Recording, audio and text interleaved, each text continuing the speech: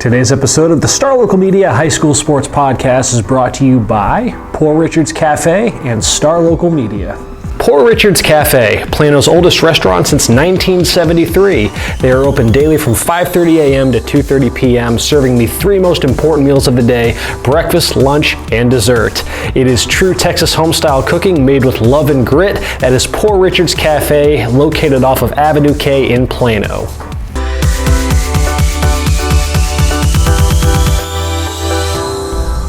Hello and welcome to another edition of the Star Local Media High School Sports Podcast.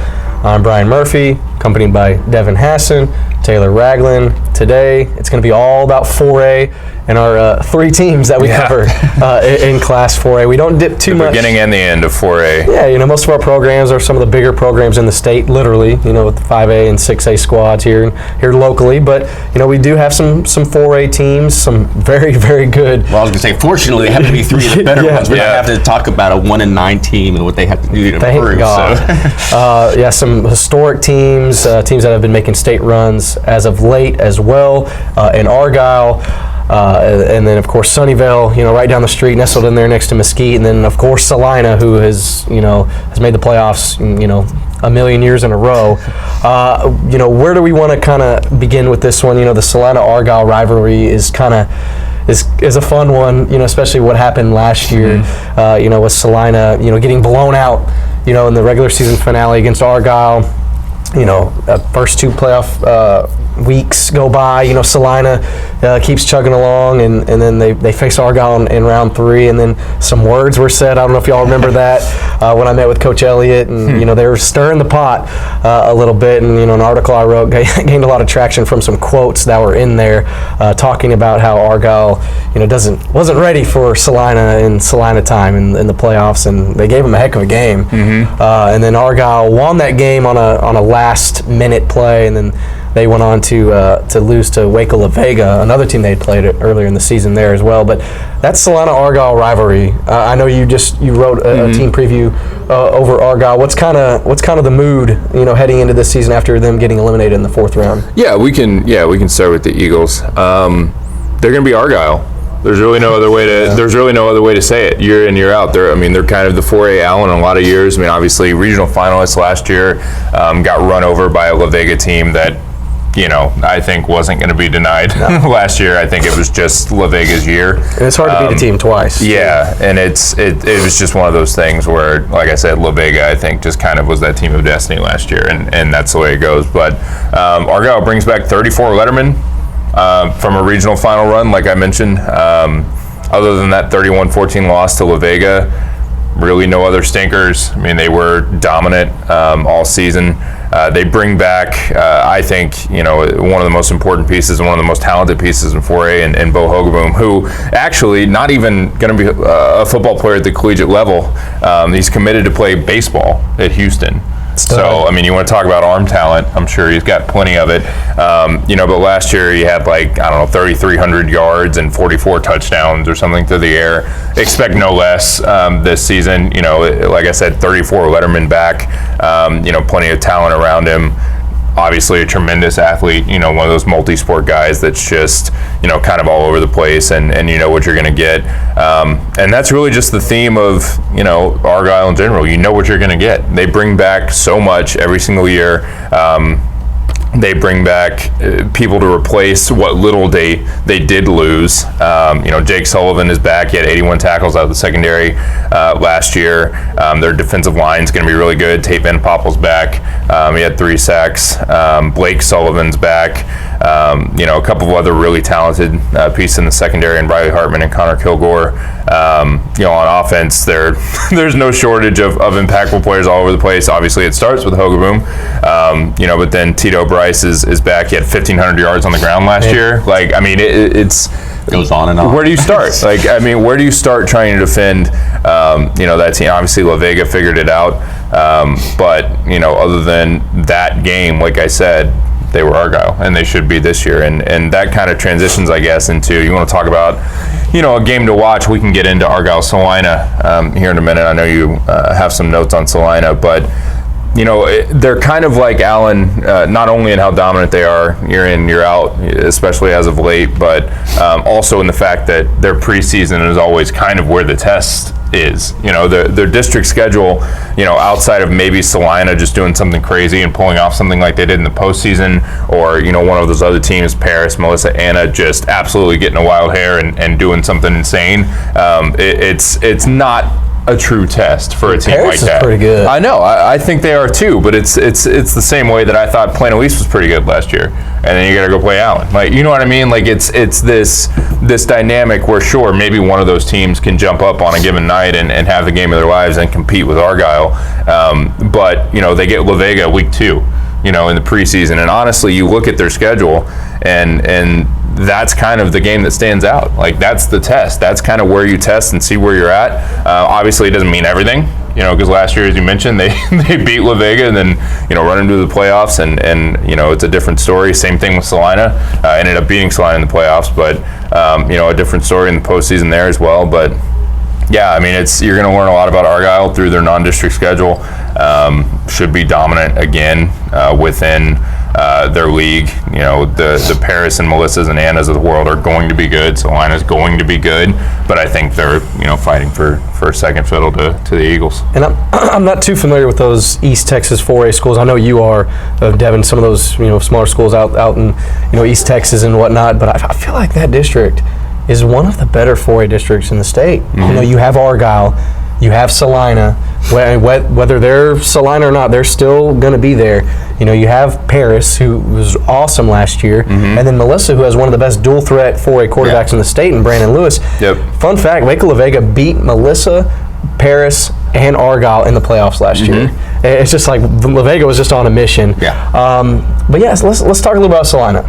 Yeah. So, last year was a down year for Celina, and they still make the playoffs, of course. Granted, it was the 4 seed, which is kind of weird. It had been a while since they were the 4 seed, and, they just still casually make it 3 rounds deep in the playoffs. And honestly, they should be better this year. Yeah. I know they graduated, some big time playmakers that have been with that program for a while. Kagan Roach, who went to Army, Noah Ross, who's a multi-sport athlete for them. Just a couple names there. Ryan Nebeker, a stud safety. But they bring back a lot of talent. Logan Engel at the linebacker position. He'll be one of the best linebackers, one of the best defensive players in the district. They bring back a quarterback in Hunter Watson, who they haven't had a 2-year starter at quarterback consistently since Connor Pingleton, when he led them to state 4 or 5 years ago. So they have that consistency there. With Watson, he's a tall, long guy, baseball player as well, like Bo Hogaboom, not the same caliber as Bo Hogaboom. Not a Houston commit. No. And then they have Logan Point, running the football. He's committed to Navy, and he's just a monster. He's been a starter for this in that backfield since he was a sophomore. He just keeps getting bigger and stronger and bigger. He ran for over 1,500 yards last season. I think he could flirt, with that 1,800, close to 2,000 mark this season. I expect, they bring back 7 guys from that defense. Like I said, they lost Kagan Roach, but that defense is very experienced, and I realistically, I think they can be somewhere, challenging Paris. Last year they got blown out by Paris. I think the important thing in that matchup is I consider it, just looking at this district, on day 0 before we know anything about really anybody actually on the field. That could be the game for the number 2 seed, realistically. Sure. And depending on how good Melissa is, depending on the steps that Anna takes, there are some things. But I think it's Paris and Celina are kind of 2 and 3 in some order. And notably, Paris, they got to host Celina last year. Paris got to come this way, out to Celina, out to that new stadium. Maybe it makes a difference, maybe it doesn't. Maybe Paris is just a better football team and continuing to take steps forward. But, it's not nothing. It's not a short trip. This district doesn't have a whole lot of travel outside of those Paris schools. It's not that bad going from, Melissa, Anna, Celina are all, within a stone's throw of each other. But, those Paris schools, that's a little bit more of a haul. So Paris having come to Celina, to a new stadium, You never know. You never know. Yeah. But they could just blow them out again. Who knows? Who knows? Today's podcast is brought to you by Star Local Media. 14 newspapers and websites with a print distribution of 270,000 homes and monthly page views of 600,000 online. Star Local Media, your community voice for news. And now, let's get back to the podcast. Sunnyvale. What is going on down there? You know, the thing about these three schools, we have the current powerhouse, the traditional powerhouse, and a program that a lot of people think has the potential to reach that level. I mean, people, do remember Sunnyvale is still less than a decade old. And really? So That's it? Yeah. I mean, they were part of Mesquite ISD for years and years and years and years. And so it takes a while to build a football program out there when you start a school district and whatnot. But they've kind of hit their stride. They've made 5 straight playoff appearances. They've won the district title 4 times during that span. They're 49-10 in the last 5 years.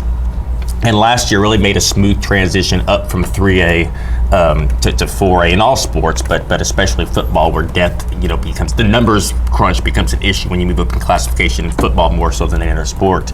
They're certainly equipped to defend that district title. 14 starters are back. They have a 3-year starter at quarterback in Trip Makeda, who's always been a good runner, even as on varsity as a freshman. But he's rushed for more than 1,000 yards in each of the last 2 seasons. Rushed for 24 touchdowns last year, but really develops passing the ball as the season went on, and some of those younger receivers got kind of a rhythm with them. He ends up throwing for 1,700 yards, 15 touchdowns. So you can see the progress he made over the course of the year, and it kind of carried over into the summer when Sunnyvale went down to College Station and won the state 7-on-7 Division II bracket down there, which, again, there's no correlation to success in the summer, success in the fall, but you got to be able to throw the ball around to win a 7-on-7 tournament. And, like I said, some of those younger guys like Noah McDill, like Max McCade, his younger brother who plays a freshman, they've got a good receiver unit. Emmanuel Arinze averaged 8.6 yards per carry last year, so he's kind of ready to step into that featured running back role. That was kind of a platoon situation last year. And again, their defense should be solid. Brendan Ferguson and Ashton Wright on the line. Devin Sterling, who's an outstanding prospect, and Jake Taylor both had over 100 tackles last year. And the defensive backfield should be solid with guys like Will Van Vessem, Max Makeda, and even quarterback Trip Makeda was one of their leading tackles last year. That's the thing about 4A and Division I and especially Division II. You got so many guys that have to play both the ways, who want to go play both the ways. Even the quarterback sometimes lines up on the other side and plays a physical role on the defense. So Sunnyvale, like I say, expectations are high. They've done it here now for 5 straight years. They're probably the preseason favorite coming in that district, and so we'll see what happens. Like I said, they had one run 3 years ago to the regional finals. It's a hard road, especially in 4A Division II, because you mentioned the toughest district in 4A. You have a point with that group. That 6A Division II that Sunnyvale runs into in the first round, they were the champion, and they had to play Gilmer in the first round. And that 6 has Texarkana, Liberty, Elau, Gilmer, Texarkana, Pleasant Grove, who just won a state championship, and Pittsburgh, who went, I think, 3 or 4 rounds deep. So, I mean, that's your 4 playoff teams right there. So, any of those first-round matchups are just brutal. That is awful. That is brutal. Yeah, and that's just... 2 years ago, Pleasant Grove was one of the best teams I saw, period. Yeah, because they beat Celina 2 years ago in the playoffs, and they just destroyed them. Yeah. And they would have beaten a lot of 5A and some 6A teams for sure. Yeah, so, so we'll see. That first-round matchup's going to be a doozy, whether they finish 1st or 4th in that district. But, for now, they're just focusing on getting better, and I certainly think that with the experience they have coming back and the number of younger players they have, they're able to step in each year. There's kind of one of those sleeper teams in that region. That name McDill, why does that sound so familiar with Sunnyvale?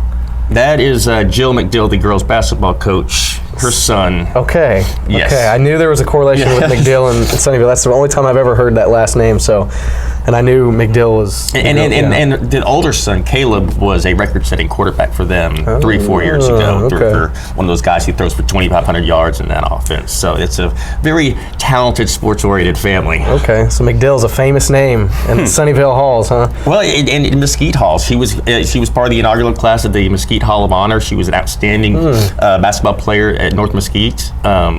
Went to the state tournament with them, and obviously parlayed that into playing in college, and then into one of the most successful coaching careers that you'll see around. So, Well, this podcast turned into the Jill McGill special. All right.